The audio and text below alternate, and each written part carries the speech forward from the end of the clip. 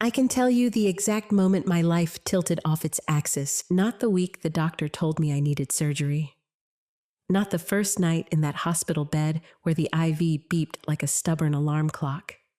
Not even the morning my son promised hand on my shoulder that he'd handle everything. No. The real break came 3 weeks later on a Sunday afternoon in Maple Glen, Missouri. The sky was too bright for the way my stomach felt, and the cicadas were buzzing so loud in the trees that it sounded like someone had left power tools running across town. I'd been gone 21 days.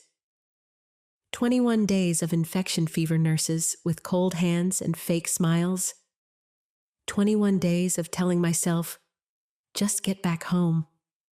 That's all that matters. Home. Our old 2-story house with the chipped white trim. The one William and I had painted together on a July weekend in '92, both of us sweating, both of us laughing. That house was the last thing I thought about before they put me under. I figured I'd be back in it by the next week, maybe with a scar, but with my life intact. I was wrong. When the cab dropped me off, I saw right away something was off. The porch was bare, no rocker, no fern basket. The welcome mat I'd had since Noah was in high school was gone, replaced with one of those cheap ones that just says, "Home Sweet Home," like a dare. I climbed the steps slow, one hand on the railing, my grocery bag dangling from the other. Hydrangea fertilizer, a rotisserie chicken, and a carton of milk. Silly things to carry when you're about to lose everything. I slid my key into the lock. It didn't turn. I tried again. Jiggle to the left, jiggle to the right. The key I'd had since 1989 felt like it was trying to tell me I didn't belong anymore. Finally, the knob gave, but only 3 inches. A chain clinked tight, and there she was. Vanessa, my daughter-in-law, standing in the doorway like she was born to it, her perfume drifting out like she'd sprayed the whole living room. Her hair sprayed so stiff, I wondered if it could survive a tornado. She was smiling, but not the kind of smile you give family. The kind you give a waitress when you're sending the food back. Oh, she said, syrupy sweet. Rachel, we weren't expecting you until tomorrow. That little word landed heavier than the grocery bag in my hand. Behind her, I could see boxes. Neat ones labeled in Sharpie Miesk. Linens. Winter coats. The staircase wall where family photos used to climb like a timeline of our lives was bare. My home had been stripped while I was lying in a hospital bed.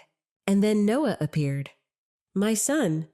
My only son. He came around the corner in his father's old flannel sleeves rolled up like it belonged to him. He used to cry when he thought he'd broken something as a child. Now he stood tall in my doorway, his face unreadable. Mom, he said. Not Mama. Not, hey, you're back. Just Mom, flat as paper. You should have called. I did, I said, my voice thin from the air-conditioned hospital. Twice. He cleared his throat the way he always did when he wanted to sound calm before delivering bad news. Look, he started. Things have been complicated. Vanessa's parents needed a place for a while. The house, it's too much for you now with your health. You thought I said. Vanessa reached through the crack in the door with a glossy folder. Maple Pines Senior Living, she said brightly like she was selling me Girl Scout cookies. They've got a van that takes you to appointments. They even do bingo nights. It's dignified, Rachel. Safer for you. My stomach flipped. A folder, as if my life had been condensed to a brochure. I'm not moving to Maple Pines, I said. Quiet. Even. The kind of voice I'd used for years in the library when a group of teenagers thought they could get away with shouting. Of course, Vanessa cooed, tilting her head. But everyone thinks it's best, especially after your episode. Her word, not mine. Episode. She meant the fainting spell I'd had at the library, blood pressure dropping like a stone, me blacking out in front of the biographies. It was embarrassing, sure. But an episode. That word felt like a scarlet letter slapped on my forehead. Open the door, Noah, I said, eyes on my son. He didn't move. Mom, he said instead, that strained patience creeping into his tone. You're a guest here now, until we figure things out. A guest, in my own house, the house where I painted Noah's height on the pantry trim, where William carried in a crooked Christmas tree we named Sea Biscuit, where every memory of my life was tucked in corners and cracks. A guest. I didn't cry. I didn't even raise my voice. Something inside me just went still, like a pond in winter. Fine, I said. I slid the brochure back through the chain. If I'm a guest, then I'll take my groceries somewhere else. Leave my mail on the porch. I'll pick it up tomorrow. Don't be dramatic, Noah tried. We're simplifying. Vanessa smiled that smile again, the one that made me feel like I was already halfway in the grave. We packed your things. They're in storage by the highway. Unit 1 to 13. I nodded. Picked up my bag, milk leaking condensation onto the porch. Enjoy it, then, I said. Calm. Too calm, and walked down the steps. At the curb, I saw the ceramic goose by the bushes. Our neighborhood joke. A lawn ornament that doubles as a hide-a-key. Every thief in America knows about them, and still, the goose had guarded us for decades. I brushed my fingers over it, felt the hollow belly. The key was still there. I slipped it into my pocket. No one noticed. Across the street, Deputy Eli Foster's cruiser idled under the big oak. He rolled his window down as I passed. You okay, Miss Rachel? He asked. His voice hadn't changed since he was a boy sitting cross-legged in story hour. I'm fine, I lied. He studied me a moment, then said, You call if you need anything. Folks forget, but I don't. At the Redbird Diner, I slid into the corner booth between the pie case and the ice machine. The waitress Patty poured me coffee before I asked. Big problem or little problem, she asked. That's the language at Redbird. Medium, I said, working its way up. My phone buzzed. A text from an unknown number certified letters at post office. Must sign in person. Come alone. My stomach clenched. People who plan things send messages like that. And then Miss Carol appeared. Tote bag full of church bulletins, lips pursed like she already knew. She sat down across from me, set a casserole on the table. Postmaster told me someone tried to sign for your mail yesterday, she said. He didn't buy it. Wants to see you himself. Vanessa, I whispered. Carol's eyes narrowed. I don't say names. I just write dates, which is what you should do. She pulled out a marble-covered notebook and slid it across the table. Start writing everything down. Time names what they said. Neatness don't matter. Truth always shows up, but sometimes it needs a map. I stared at that notebook like it was a life raft. When I finally left the diner, the key in my pocket felt heavy, like a secret no one else remembered. Back at the motel, I unpacked my groceries like they were precious cargo. Chicken on the desk. Milk in the sink. Fertilizer on the nightstand. Then I opened the notebook and wrote the first words that came to me, the words William always said when the world seemed stacked against us. Truth is slow, but it keeps good time. The thing about being underestimated is if you can stand the sting, it's almost useful. People who think you're finished stop watching closely. They stop guarding their words, stop hiding their greed. They get sloppy. And sloppy people leave trails. After that Sunday on the porch, when Noah called me a guest in my own home, I checked into the Bluebird Motel by the highway. Room 6 next to the ice machine that rattled like a freight train at night. Not exactly luxury, but the water was hot, and the clerk didn't ask questions. I told myself it was temporary. Just a week, maybe 2. Long enough for Noah to come to his senses, realize what he'd done, and call me ashamed. But that call never came. Instead, what came were bank statements. The first night, I spread them across the motel desk, right under the humming fluorescent light that made everything look older, more fragile. Small withdrawals. Consistent ones. To accounts I didn't recognize. My name typed neatly on lines I didn't remember signing. My stomach dropped. I'd spent 30 years working in a library, but my first love was numbers. I'd balanced the household books even when William was alive, every penny accounted for. And here, right in front of me, was proof that someone had been nibbling at my accounts while I was too sedated to know the difference. I didn't cry. I pulled Miss Carroll's notebook closer and started writing. Dates, amounts, routing numbers. Not neat, not pretty. Just the bones of the truth waiting to be fleshed out. On Wednesday, Carol showed up at the motel with a bag from the church pantry and a look that told me she wasn't leaving until I opened the door. Soup, crackers, and gossip, she said, setting everything on the tiny table. Eat while I talk. I obeyed. She had that teacher tone, the one that makes you sit up even when you're 63 years old. I asked around, she said, lowering her voice, even though the only witnesses were the peeling wallpaper and a Gideon Bible. Vanessa's parents, Gary and Denise, have been busy. Bought up 3 properties this spring alone. Paid cash, but nobody in town believes it was clean cash. Now they're nosing around the Wilson place. Yours. My place, I corrected automatically. The words steadied me. Carol nodded. Your place. And let me tell you something else. Folks who brag usually have something worth hiding. She reached into her tote and slid me a folder. Photocopies of deeds, receipts, county filings. My friend at the courthouse didn't ask questions, but she wanted to make sure you knew. They've been talking rezoning. Whole block maybe. Big money if it goes through. Rezoning. My hands tightened on the folder. I knew enough to see the shape of it: buy up homes, cheap push for commercial zoning, then flip for millions. And my house was sitting right in the middle, like a chess piece they thought they'd already captured. They think I'm out of the game, I whispered. Carol gave me a long look. Then don't show them otherwise. Not yet. Let them think you're beaten. It makes gathering proof a whole lot easier. The days stretched quiet. I became a ghost in my own town. People whispered when they saw me at the diner or the post office, but nobody said a word to my face. That small town Missouri for you polite silence when the story's juiciest. But silence has its uses. I walked the streets in the evening's cane, tapping against the cracked sidewalks. To anyone watching, I looked like a tired widow with nowhere to go.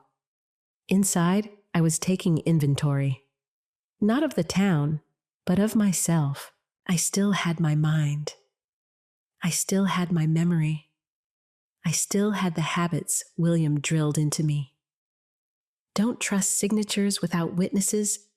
Don't sign what you haven't read twice. Always check the fine print. I thought about that last one a lot, because the last document I signed was the one Noah handed me before surgery. Power of attorney, he'd said, for medical decisions. And I'd trusted him because he was my son. That trust had become the knife in my back. One night, I walked past my old house. The porch light was on, but it looked foreign. My hydrangeas, neglected, thirsty, drooped against the foundation. Through the window, I saw Denise perched on my sofa, sipping wine from my wedding crystal. And there on Vanessa's neck was my mother's locket. The one she gave me before she died. The one I'd promised to leave to my granddaughter someday.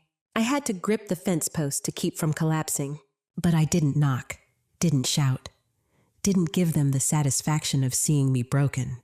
Instead, I went back to the motel, opened Miss Carroll's notebook, and wrote Vanessa, wearing locket evidence of theft. Line by line, I was reclaiming myself. A week later, I ran into Deputy Eli again. He was outside the diner, leaning against his cruiser, like he had all the time in the world. Miss Rachel, he said, haven't seen you at church. I've been busy, I answered. He tipped his head. You should know something. I saw a moving truck at your house again. Boxes labeled files. Looked like office stuff. Folks said Gary was moving his business down here. You want me to look into it? I hesitated.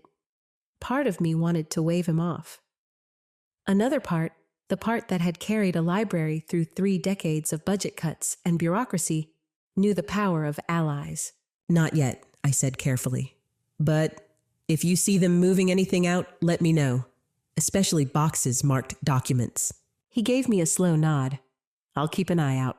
That night, I added another line to the notebook Eli saw moving truck possible business files. Watch. The funny thing is, when people strip you down to nothing, they don't realize they're giving you space to build again. I had no house, no garden, no reputation left in town. But I had a notebook. I had eyes. I had a friend who believed me. And I had patience, because if William taught me anything, it's that rushing only makes mistakes. Truth is slow, he used to say, but it always arrives on time. So I let them keep thinking I was powerless. I smiled at Vanessa when I passed her in the grocery store. I nodded at Denise when she drove her shiny SUV past me. I didn't argue, didn't protest. But at night in that humming motel room, I built my case line by line. One morning, Miss Carroll brought me something that nearly made me cry. A photo. Old, faded. Of me and William standing on our porch the summer we paid off the house. We'd scribbled the date on the back. I found it in a file box they dropped at Westgate Storage, she said. The clerk is an old friend. She slipped it to me, said there were dozens of your personal things in there. My throat tightened. They dumped our life into a storage unit. Carol put her hand on mine. And now we know where to look. That was the moment I realized this wasn't just about me anymore. This was about every neighbor who'd waved at us from their porches, every widow whose kids thought she couldn't tell a deed from a grocery list. I wasn't just fighting for my home. I was fighting for my dignity. For theirs, too. And I would do it quietly, patiently, until the time came to let the truth out in full daylight. When you've been written off as weak people, stop guarding their words. That was their mistake. By the third week of living in that motel room, I had enough in Miss Carroll's notebook to know what Vanessa and her parents were up to. Property purchases under shell companies. Neighbors quietly pressured into selling. Rezoning whispers that had made their way into the courthouse. Still evidence in a notebook is one thing. Proof that cuts through lies in front of the whole town, that's another. The chance came on a Thursday evening. The Maple Glen Town Council meeting. Normally, these meetings were about potholes, fireworks permits, or whether to allow food trucks near the square. But this time, I heard whispers. Gary and Denise Vanessa's parents had put themselves on the agenda. Rezoning. I wasn't planning on going. Honestly, my body still ached from surgery, and my pride was worn thinner than my old quilt. But Carol looked me dead in the eye and said, Rach, this is where they'll get bold.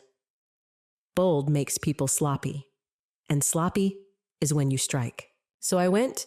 The community center smelled like lemon polish and coffee in styrofoam cups. Folding chairs creaked as neighbors settled in. I kept to the back cane, resting against my knee notebook tucked in my purse. I watched Gary stroll up to the podium. His silver hair was combed sharp, his suit too shiny for small-town Missouri. Denise sat in the front row, pearls tight around her neck. And there, right beside her, Vanessa, looking smug as a cat who's cornered a bird. Gary cleared his throat into the microphone. Ladies and gentlemen, Maple Glen is ready for growth. We've already secured several properties in the Willow Lane block. With rezoning, we can bring in commercial development cafes, boutiques, maybe even a hotel. This town could finally step into the future. He let the words hang like a salesman waiting for applause. A few folks clapped, mostly the kind who dream about money fixing everything. But most of the room shifted uncomfortably. Nobody liked change unless they were the ones profiting from it. Then Gary made his mistake. He leaned forward, lowering his voice just enough to sound conspiratorial, just loud enough to carry.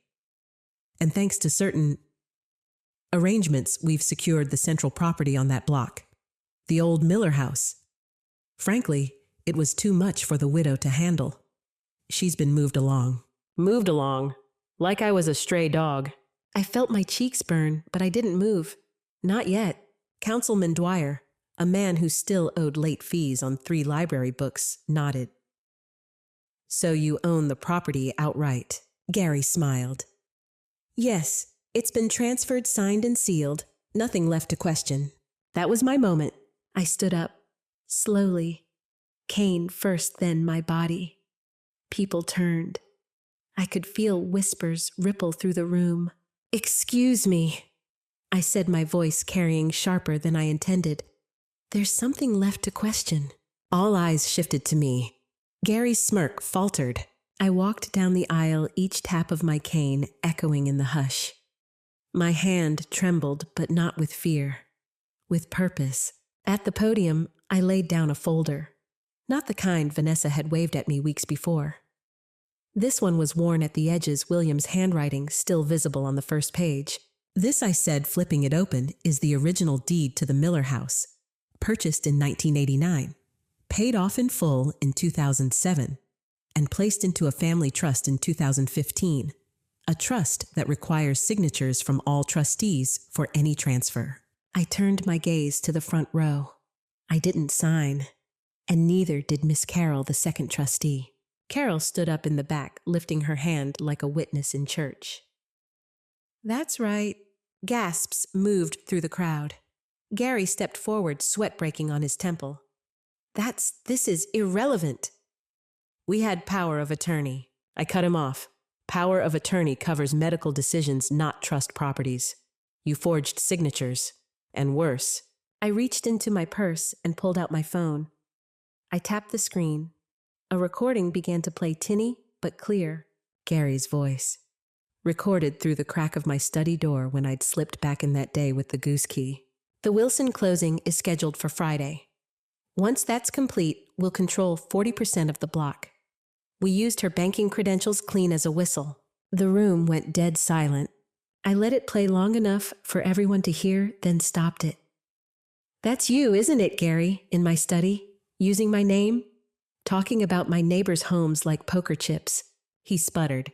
That could be anyone's voice. But Denise's face had gone pale. Vanessa clutched her purse so tight I thought the strap would snap. From the back, Deputy Eli stepped forward. He wasn't in uniform, but the weight of his presence was enough. I recognized that voice, he said evenly. I heard it when Mr. Thompson bragged to me about his business opportunities last month. A murmur spread through the room. Whispers turned into sharp words. Fraud. Shameful. Stealing from widows. I straightened my shoulders, cane planted firm. You said I'd been moved along, that I was too fragile to manage my own home. But let me make one thing clear. I looked Gary dead in the eye, then Denise, then Vanessa, who couldn't quite meet my gaze. I'm not fragile. I'm patient. And patience is what lets the truth catch up. For a moment, no one breathed. Then Councilman Dwyer cleared his throat. Meeting adjourned, he said quickly, voice shaking. We'll be calling the county prosecutor. Neighbors stood, some glaring at the Thompsons, some clapping me on the shoulder as I walked back up the aisle. For the first time in weeks, I didn't feel invisible. I felt seen. Afterward, out on the steps of the community center, Vanessa cornered me. Her perfect smile was gone, her lipstick smudged at the edges. You think this makes you smart? She hissed. All you've done is make enemies you can't fight. My parents have lawyers. They'll bury you in paperwork. I leaned close enough for her to smell the coffee on my breath. Paperwork is my second language, dear. Try me. She flinched. Just for a second. But it was enough. Behind her, Noah appeared. My son. He looked torn pale, younger than I'd seen him in years. Mom, he started, but the words died. He didn't defend me. Didn't defend them either. He just stood there, caught between shame and silence. I didn't give him the comfort of filling the gap. Instead, I walked past them, both cane tapping steady, each step echoing the truth I wasn't done. Not by a long shot. That night, back in my motel room, I opened Miss Carroll's notebook. On a fresh page, I wrote, Public exposure achieved, community aware, next full investigation. And underneath, in smaller letters, I wrote William's phrase again. Truth is slow, but it keeps good time. For the first time in weeks, I believed it. The strange thing about truth is that once it slips out into the open, it doesn't crawl back in. It spreads quiet at first, then fast, like smoke under a closed door. That's what happened after that night at the council meeting. I walked out with my cane tapping the concrete, and already I could feel the shift. People didn't look at me with pity anymore. They looked at me with curiosity and shame. The same neighbors who'd crossed the street to avoid me last month now avoided my eyes for a different reason. They'd believed the Thompsons. They'd whispered I was weak, and now they weren't so sure. The fallout hit by morning. Gary and Denise's faces were plastered all over the local paper, our tiny gazette that only comes out twice a week. Headline councilman accused of property fraud. I nearly spit my coffee when I saw it. The reporter must have been sitting in that room because she quoted me word for word. I'm not fragile. I'm patient. And patience is what lets the truth catch up. I hadn't planned for it to sound that sharp. But there it was, printed in black ink like something carved into stone. By noon, people were talking. At the diner, at the hardware store, even at church. And Maple Glen loves its gossip more than its football. The Thompsons tried to fight back, of course.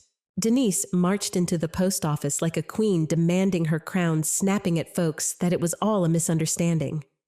Gary called a press conference on the courthouse steps, but his hands shook and sweat dripped down his collar. Fabricated evidence, he said. A smear campaign. Only problem, no one bought it. Because while they scrambled, more people started coming forward.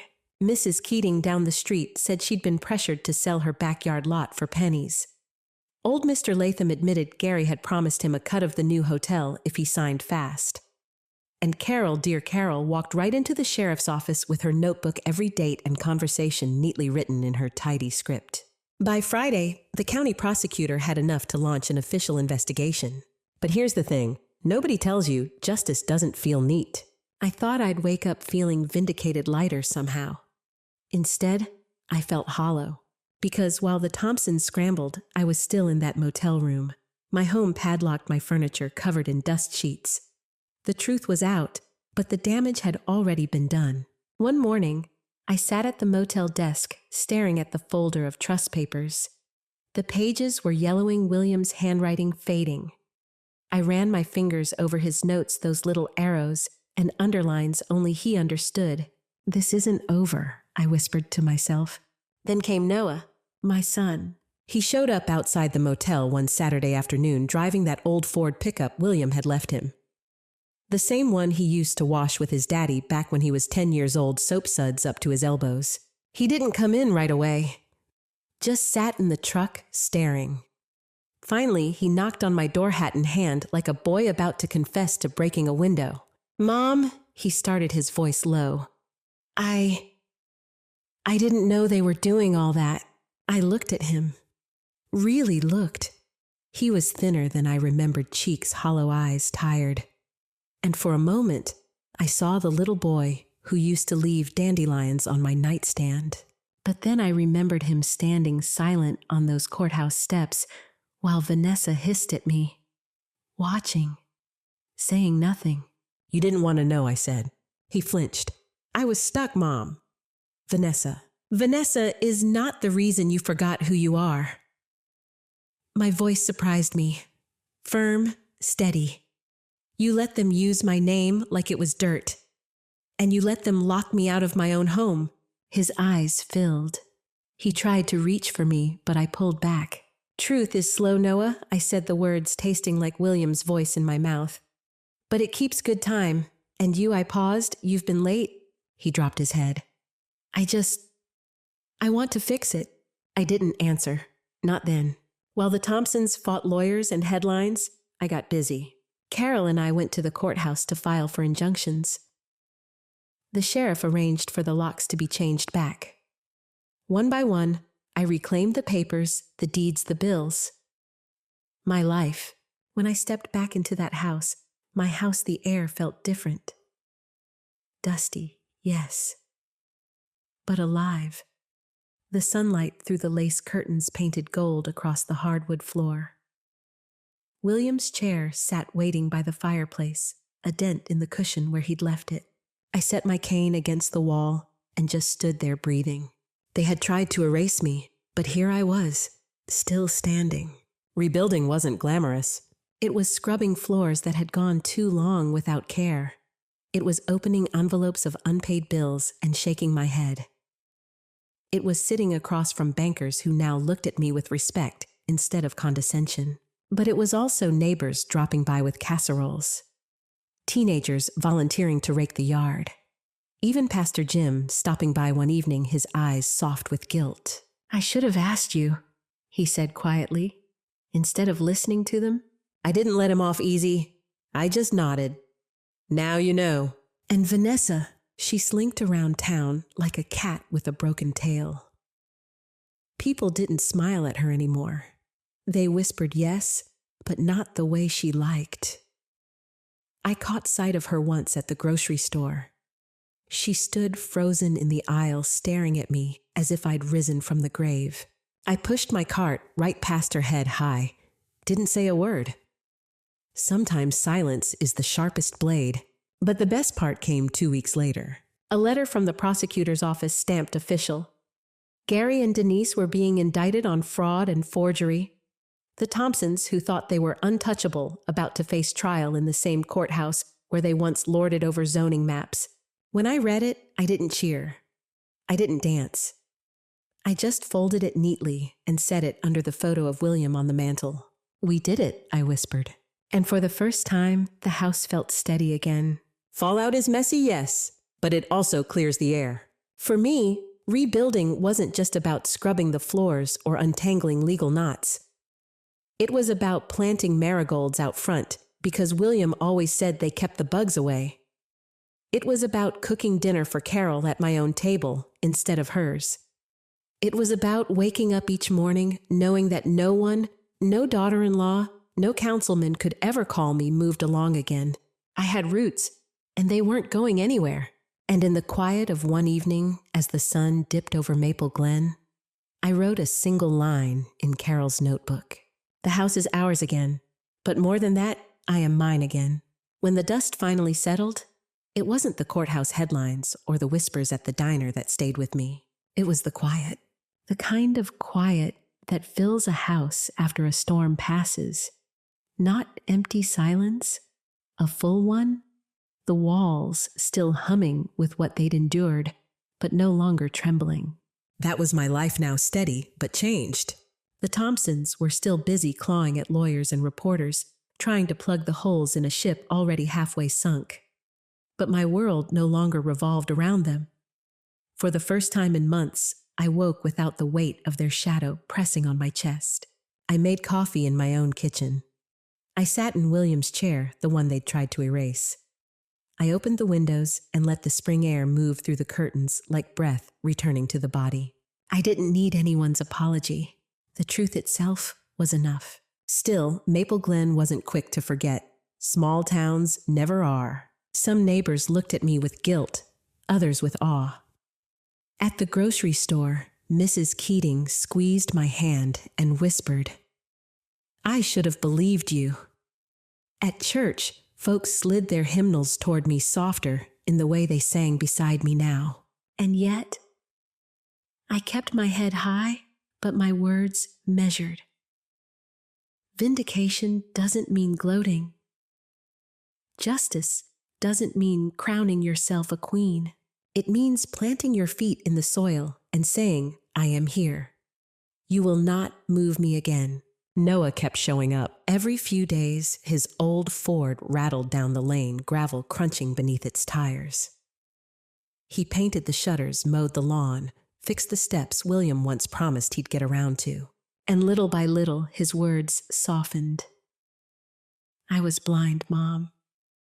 I let her get inside my head. I should have stood by you. There were nights he lingered on the porch, hat in his hands, as if waiting for me to invite him back into the warmth. At first, I stayed cautious. Hurt doesn't leave overnight. But then I remembered something William once told me on the back porch one summer night. Family isn't about who never fails you.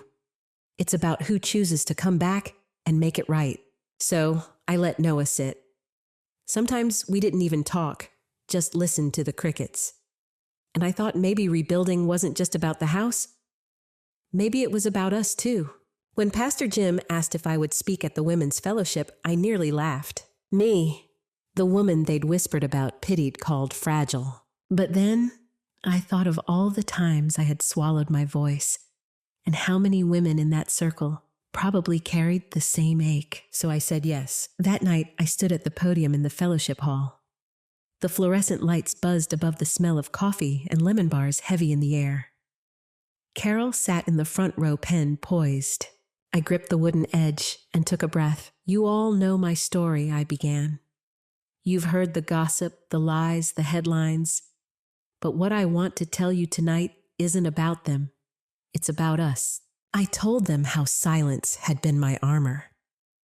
How patience, though mistaken for weakness, was the only thing that gave me strength.